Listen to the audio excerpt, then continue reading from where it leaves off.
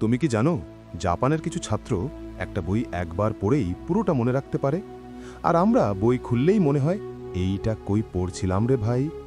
আজ আমি তোমাকে একটা বাস্তব গল্প শোনাবো, একজন সাধারণ জাপানি ছাত্রের গল্প, যে নিজের মেমোরি এমনভাবে ট্রেন করেছে যেন তার মস্তিষ্কটা একটা হাই কোয়ালিটি ক্যামেরার মতো কাজ করে।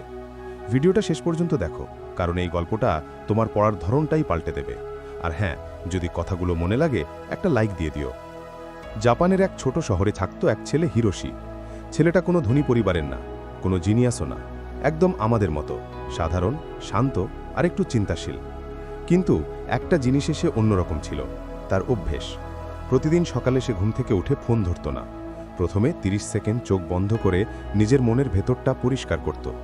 তারপর ডেস্কটা গুছিয়ে নিত, যেন যুদ্ধের মাঠ প্রস্তুত করছে। একটা ছোট নোটবুকে লিখত, আজ কি শিখব। এই নোটবুকটাই ছিল তার মেমোরি ট্রেনিং সিস্টেম। আমরা বাংলাদেশ আর ভারতের অনেক ছাত্র পড়ি শুধু পরীক্ষার আগে, কিন্তু হিরোশি পড়ত মনে রাখার জন্য। সে বলতো, যা বুঝে শিখি সেটা কখনো ভুলে যাই না। এই মনোভাবটা তার পড়াশোনায় ম্যাজিক সৃষ্টি করেছিল। সে কাইজেন মেথড মানত, মানে প্রতিদিন ছোট ছোট উন্নতি। হিরোশি 25 মিনিট পড়ত, তারপর 5 মিনিট বিরতি নিত। কিন্তু বিরতিটাও নষ্ট করত না। সে চোখ বন্ধ করে একটু আগেই যা পড়েছে সেটা মনে মনে আওড়াত। একটা লাইন ভুললে আবার নোট খুলে দেখত। এটাই অ্যাক্টিভ রিকল, জাপানি ছাত্রদের মেমোরির আসল শক্তি। আমরা এখানে বই পড়ি, হাইলাইট করি, তারপর বন্ধ করি। কিন্তু হিরোশি পড়ার পর নিজেকে বোঝাতো যেন সে নিজেই শিক্ষক। যখন তুমি কাউকে কিছু শেখাও, তখন সেটা ব্রেনে শক্তভাবে গেঁথে যায়। এটাই তার গোপন অস্ত্র। আর সবচেয়ে মজার ব্যাপার হলো, সে পড়াকে কখনো চাপ মনে করত না। এটা তার কাছে একটা দক্ষতা বাড়ানোর খেলা ছিল।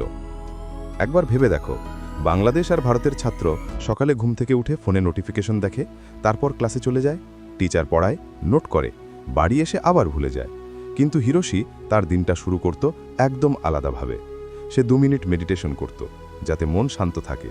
সে বলতো, মেমোরি পানি, পাত্র যদি কাঁপে কিছুই টিকবে না। মানে মন অশান্ত হলে কিছুই মনে থাকে না। এটাই আমাদের অনেকের ভুল, আমরা মনকে শান্ত না করেই পড়তে বসি। বাংলাদেশ আর ভারতের ছাত্ররা মেমোরি বাড়াতে শর্টকাট খোঁজে, রাত জেগে পড়া, কফি খাওয়া, লাস্ট মিনিট চাপ। কিন্তু জাপানি ছাত্ররা জানে মস্তিষ্ককে বিশ্রাম না দিলে তথ্য জমবে না। তাই তারা ঘুমের আগে 5 মিনিট রিভিউ করে, রঙিন নোট সাজায়, ডায়াগ্রাম আঁকে, ছবি বানায়। ওরা শেখাকে চাপ না বানিয়ে মজা বানায়। একদিন ইতিহাস পরীক্ষায় হিরোশির মুখস্থ করতে হয় 100 বছরের টাইমলাইন। তার বন্ধুরা স্ট্রেসে পাগল, কিন্তু হিরোশি শান্ত। সে প্রতিদিন মাত্র 15 মিনিট সময় দিত টাইমলাইনটাকে গল্পে রূপ দিতে। 1853 সালে আমেরিকার জাহাজ জাপানে আসে।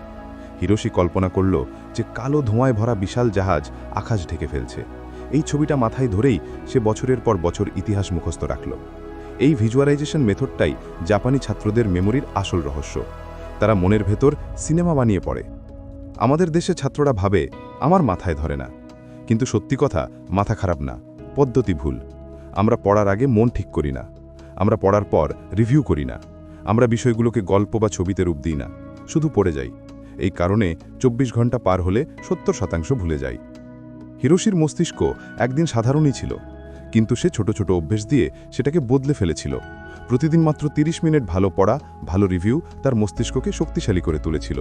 সে জানত মেমোরি জন্মগত না, তৈরি করা যায়। আর এই বিশ্বাসই তাকে আলাদা করেছিল। পরীক্ষার দিন এলো, সবাই দুলে দুলে পড়ছে। কেউ বলে টাইমলাইন ভুলে গেছি, কেউ বলে নাম মিশে যাচ্ছে। কিন্তু হিরোশি শান্তভাবে লিখছে, কারণ প্রতিটা ঘটনা তার মনে সিনেমার মতো পরিষ্কার। রেজাল্টের দিন সে পুরো ক্লাসে প্রথম। টিচার জিজ্ঞেস করলেন, তুমি এত মনে রাখলে কি করে? সে বলল, আমি মুখস্থ করিনি, আমি অনুভব করেছি। এই একটা লাইনই তার সাফল্যের কারণ। যখন তুমি পড়াটাকে অনুভব করো, তার ছবি, তার গল্প, তার মানে বোঝো, তখন সেটা তোমার মস্তিষ্কে খোদাই হয়ে থাকে। আর এই জিনিসটাই বাংলাদেশ আর ভারতের ছাত্রদের সবচেয়ে বেশি দরকার। তুমি হয়তো ভাবছো, আমি তো হিরোশি না, পারবো কি করে? কিন্তু তুমি ভুল ভাবছো। হিরোশিও এক সময় তোমার মতোই ছিল। সে একদিনে বদলে যায়নি, প্রতিদিন 1% করে বেড়েছে। আজ তুমি যদি প্রতিদিন 1% করে পরিবর্তন করো, তাহলে 1 বছরে তুমি 37 গুণ ভালো হয়ে যাবে।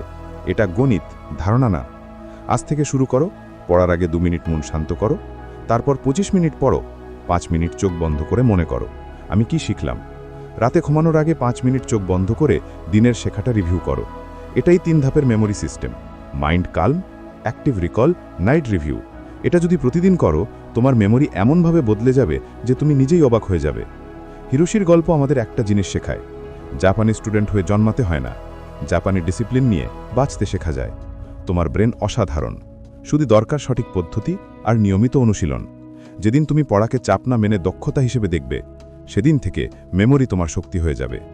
যদি এই ভিডিওটা তোমার জীবনের বেস্ট 10 মিনিট হয়ে যায়, তাহলে লাইক ঠুকে দিও এখনই, আর সাবস্ক্রাইব করে বেল আইকন টিপে অল করে রাখো।